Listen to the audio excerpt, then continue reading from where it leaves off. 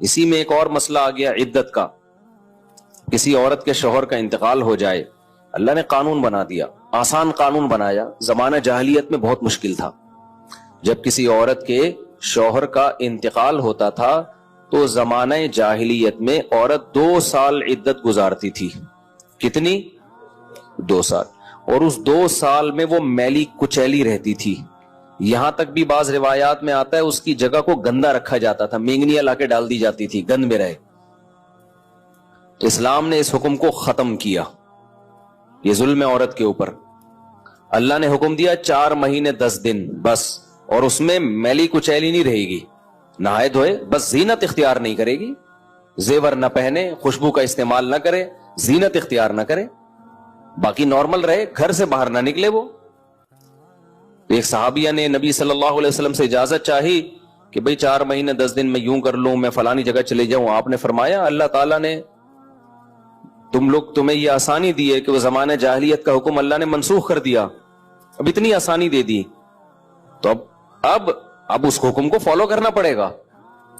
اب آج کل خواتین کیا کرتی ہیں, شوہر کی ڈیتھ ہوئی, جو دیندار نہیں ہے ان کی تو بات ہی نہیں کر رہا نا, ان کی نظر میں تو عدت ودت کی کوئی 2 ٹکے کی حیثیت ہی نہیں ہے, وہ تو اس کو دقیانوسی حکام سمجھتی ہیں. لیکن جو دیندار ہیں وہ بھی بھائی, وہ ڈیتھ ہوئی, شوہر کا چہرہ دیکھنے کے لیے جا رہی ہیں ہسپتال, پھر وہ فلانے کے کام سے جانا ہے تو آج فلانے کے کام سے جانا ہے, تو آج یوں کرنا ہے, آج یہ کرنا ہے, یہ فلانے پورشن میں چلی جاتی ہوں, ماموں کے گھر جا کے عدت گزار لیتی ہوں. بھائی اللہ تعالیٰ نے جو عدت کے حکام دیے ہیں, شوہر کی ڈیتھ ہوتے ہی عورت کی عدت بولو شروع. اور عدت میں 2 کام لازمی ہیں, گھر سے نہیں نکلنا ہے, زینت اختیار نہیں کرنی. اب اس میں لوگ ہمیں تنگ کرتے ہیں, یار وہ چہرہ دیکھنے جانا چاہتی ہے ہاسپٹل میں. بھائی شوہر کو گھر لے آؤ, اگر بیوی نے اپنے شوہر کو دیکھنا ہے میت کو گھر لے آؤ. عورت نہیں روڈ پہ آ سکتی, جنازے کی چارپائی کے پیچھے پیچھے جا رہی ہوتی ہے گھر سے باہر نکل کے. پھر اللہ کو غضب آئے گا, جب میں نے ایک آرڈر دے دیا ہے اس کو ہلکا کیوں لے رہے ہو. عیادت کے لیے نہیں جا سکتی وہ, سمجھ رہے کہ بھئی فلاں بیمار ہے تو چلو میں عیادت کے لیے چلی جاؤں, فلاں کی ڈیتھ ہو گئی چلو میں تعزیت کے لیے. حج ختم ہو جاتا ہے اس سے.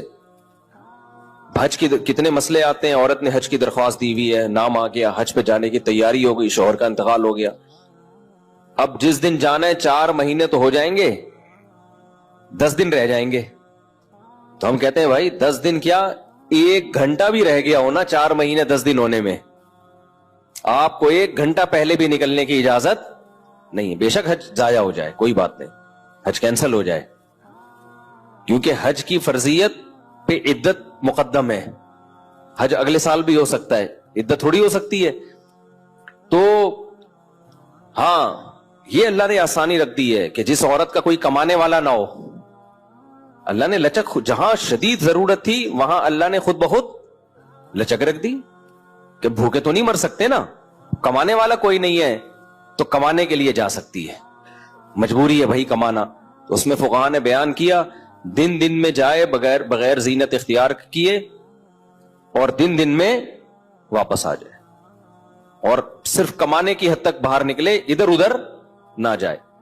اب اس میں خواتین یہ کیوں ایسے کیا, بھائی اللہ کا حکم ہے, اب اس میں آپ کو چونو چرا کی اجازت بولو نہیں ہے, بس آرڈر دے دیا.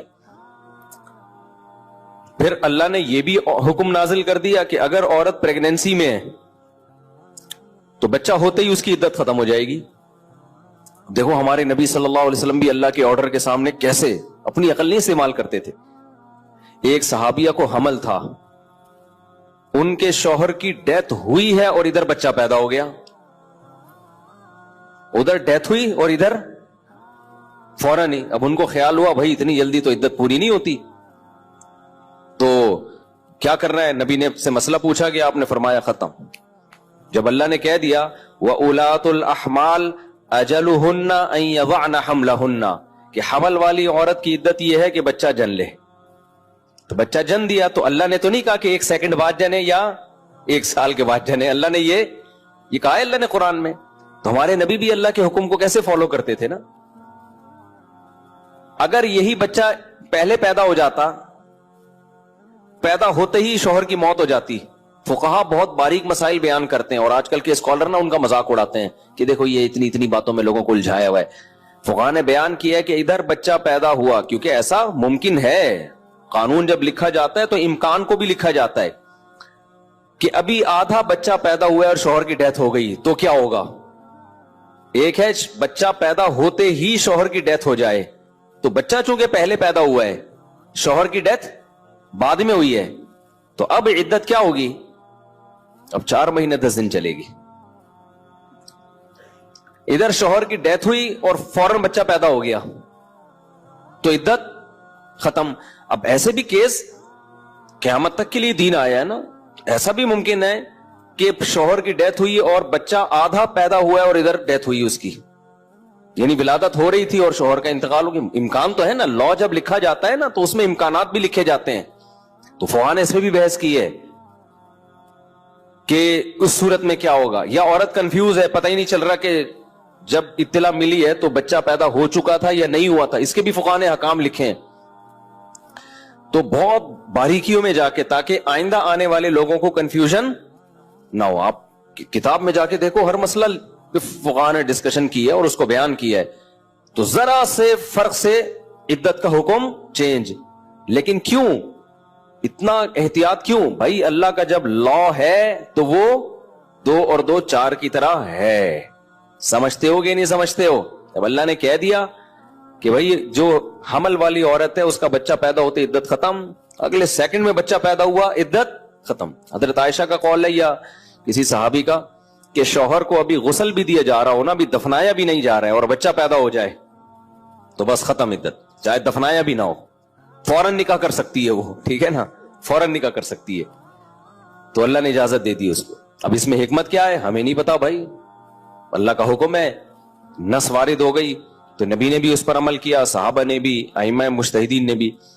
لیکن یہ نہیں ہے کہ جی 40 دن کی عدت, بعض 40 دن کی عدت منا رہی ہیں, بعض جو ہے وہ سفر کر رہی ہیں عدت کے دوران. تو ہاں گھر اکیلا ہے, وحشت ہے اس میں, بہت زیادہ خوف ہے, کوئی خطرہ ہے چوری چکاری کا, تو مجبوری میں پھر وہ گھر چینج کر سکتی ہے. جیسے کوئی ایسی جگہ پہ رہ رہی ہو جہاں چور ڈاکوؤں کوئی ساتھ رہنے والا نہ ہو, وہ ایک الگ مسئلہ ہے. ہمارے حضرت بہت استقامت والے تھے, لیکن پھر بھی فرماتے تھے کہ یہ اللہ کا فضل ہے کہ اللہ نے ہم پہ 5 نمازیں فرض کر دی, آپشنل نہیں رکھا. آپشنل ہوتی نا, اختیاری ہوتی تو شاید کوئی بھی نماز نہ ہوتی. ہم سے سوچتے ہی رہتے کہ چلو 5 نمازیں پڑھنا ثواب ہے تو پرسوں سے پڑھیں گے. اللہ نے ایسی فرض کی ہے کہ زمین آسمان ادھر سے ادھر ہو جائے, سفر میں ہو, حضر میں ہو, بیماری میں ہو, خوشی میں ہو, غم میں ہو, یہ نہیں چھوڑنی, ٹھیک ہے نا. تو مجبور ہیں بھائی. اللہ نے کہا کہ میں کوئی عذر مانوں گا ہی نہیں, سفر ہو کچھ بھی ہو پڑھنی ہے. ہم پہ ڈال دی جاتی کہ ٹینشن میں ہو تو چھوڑ دو, خوشی میں ہو تو پڑھ لو. تو ہم تو یہی سوچتے رہتے ہیں بھائی ابھی تھکاوٹ ہے, آج رات دیر سے سویا ہوں تو فجر میں اٹھ گئے تو نیند پوری نہیں ہوگی, تو ایسا کریں گے 11 بجے پڑھ لیں گے, یہی سوچتے رہتے. اللہ میاں نے کہا کہ رات دیر سے سو, جلدی سو, یہ تمہاری ٹینشن نہیں ہے, یہ تمہاری ٹینشن ہے, یہ میرا مسئلہ نہیں ہے. میں نے کہہ دیا ہے فجر کا مطلب فجر ہے, ظہر کا مطلب ظہر ہے, عصر کا مطلب عصر ہے. ابھی ہم امریکہ گئے نا تو جہاز جاتے ہوئے سورج کی سمت میں جا رہا ہوتا ہے, تو ایک نماز بھی نہیں آئی راستے میں. ہم نے ظہر پڑھ تو لی, لیکن نہیں بھی پڑھتے تو امریکہ پہنچ کے بھی مل جاتی, کیونکہ سورج کے ساتھ ساتھ چل رہے ہیں. واپسی پہ مخالف آ رہے ہیں تو ٹھکا ٹھک نمازیں آ رہی ہیں. اب جب ٹھکا ٹھک نماز آ رہی ہے, ایک نماز کا ٹائم, فوراً دوسری نماز, فوراً تیسری نماز, فوراً چوتھی نماز, فوراً 5ویں نماز. اور اللہ نے فرض نماز میں کہا ہے کہ کھڑے ہو کے پڑھو, قبلے کی طرف پڑھو. یہ ممکن نہیں ہے تو پھر مجبوراً بیٹھ کے پڑھو, لیکن فرض نماز پھر بعد میں لوٹانی چاہیے, کیونکہ فرض نماز اصل میں قیام بھی فرض ہے اور قبلہ رو ہونا بھی فرض ہے. تو اب ہمارے ساتھ دوست تھے, انہوں نے کہا کیسے؟ میں نے کہا مجبوراً بھائی پڑھنی پڑے گی, اللہ کا حکم ہے, نماز آپ سفر میں نہیں چھوڑ سکتے. اللہ نے 4 کی 2 کی ہی اسی لیے کہ میں نے 4 کی 2 کر دی ہیں, چھوٹی کر دی ہے, اس لیے کہ چھوڑنا نہیں ہے, آدھی کر لو. چھوڑنے کا آپشن ہوتا تو اللہ پھر کہہ دیتا ٹینشن میں ہو تو چھوڑ دینا, نہیں تو پھر پوری پڑھ لینا, یہ کہتا نا اللہ تعالیٰ. اب جب نماز کا ٹائم آیا ہم نے کہا بھائی نماز پڑھنی ہے, تو وہ نماز میں جہاز میں جگہ کہاں دیتے ہیں. خیر ہم نے ریکویسٹ کی تو جگہ آگے, انہوں نے کہا آگے جا کے پڑھ لو. تو ہم نے کیا کیا, ہم نے کہا بھائی آج کل ایک ایپ آ رہی ہے جو لوگ جہازوں میں سفر کرتے ہیں, اس کا نام ہے حلال فری کر کے کچھ ہے, نام بھول گیا میں, بڑا زبردست نام ہے, آپ لوگ نوٹ کر لیں, وہ کبھی جہاز میں سفر ہو نا, حلال ٹرپ,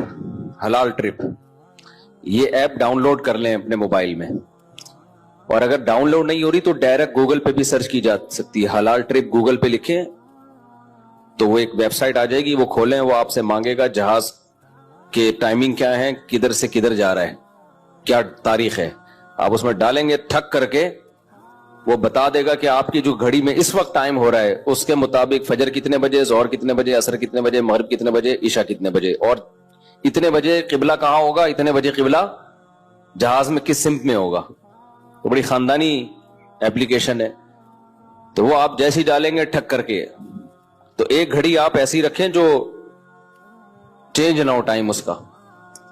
تو یہ خوب مسئلہ سمجھ لیں کہ جہاز میں آپ کو کھڑے ہو کر نماز پڑھنی ہے, اگر ممکن نہ ہو اجازت نہ دیں پھر مجبوراً بیٹھ کے پڑھیں, لیکن اس نماز کو لوٹا لیں. تو ہم نے تو کھڑے ہو کر اجازت مل گئی تھی, ہم نے کہا چلو پڑھتے ہیں. اس میں یہ آسانی ہے کہ ظہر اور عصر اکٹھی, لیکن کیسے اکٹھی, اس طرح سے اکٹھی کہ ہم نے دیکھا کہ ظہر کا ٹائم ختم ہو رہا ہے, فرض کریں 5 بجے ختم ہو رہا ہے, اور عصر کا ٹائم 5 بجے شروع ہو رہا ہے. تو ہم نے کیا کیا, وضو کر لیا, کیونکہ جہاز کے واش روم میں وضو کرنا بھی آسان کام نہیں ہے, تمیز سے وضو کیا کرو, وہاں پہ ایسا کیچڑ نہ کر دو کہ وہ بولیں نمازیوں پہ پابندی لگا دیں.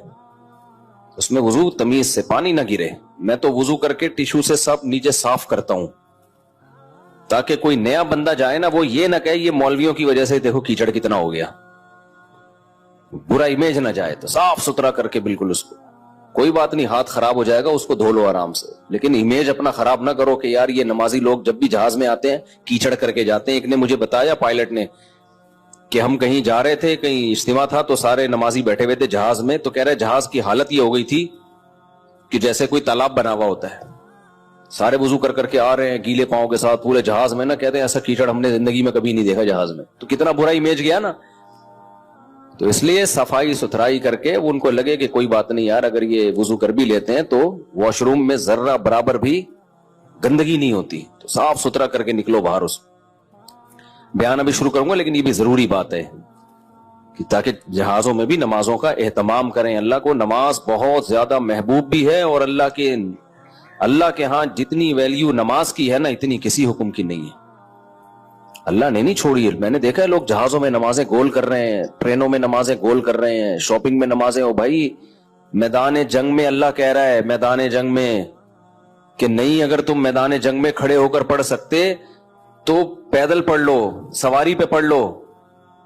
اے اللہ بعد میں پڑھ لیں گے نا, جنگ سے جب فارغ ہو جائیں گے پھر پڑھ لیں گے, ابھی کیا ٹینشن ہے. اللہ نے کہا ان الصلاۃ کانت علی المؤمنین کتابا موقوتا, نماز مومنین پر مقررہ اوقات میں فرض ہے, یہ نہیں ہے کہ بعد میں پڑھ لو. کتنے آرام سے کہتے ہیں بھی سفر میں ابھی کہاں جائیں کیا کریں. نہیں بھائی, نمازی آدمی زمین آسمان ادھر سے ادھر ہو جائے, وہ کہتا ہے بھائی چھوڑنی نہیں ہے, کچھ بھی ہو جائے. آج نمازی بھی نمازی نہیں رہے ہیں.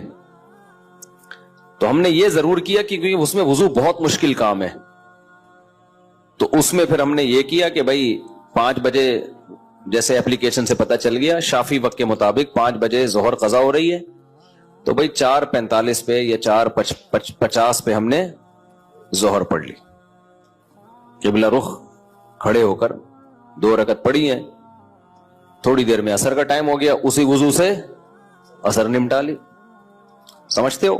تو یہ اس طرح سے نبی صلی اللہ علیہ وسلم نے نمازوں کو سفر میں جمع کیا ہے. اور یہ جو حدیث ہے نا جس میں آتا ہے نبی صلی اللہ علیہ وسلم نے بغیر کسی عذر کے سفر کے نمازیں اکٹھی پڑھی ہیں ظہر عصر کی, تو اس کا بھی یہی مطلب ہے. ایسے اکٹھی نہیں ہے کہ ظہر کو قضا کر دیا ہو یا عصر کو ظہر کے ٹائم پہ پڑھ لیا ہو, ورنہ پھر یہ جو آیت ہے حافظوا علی الصلوات والصلاۃ الوسطی، نمازوں کی حفاظت کرو، خصوصاً عصر کی نماز کی.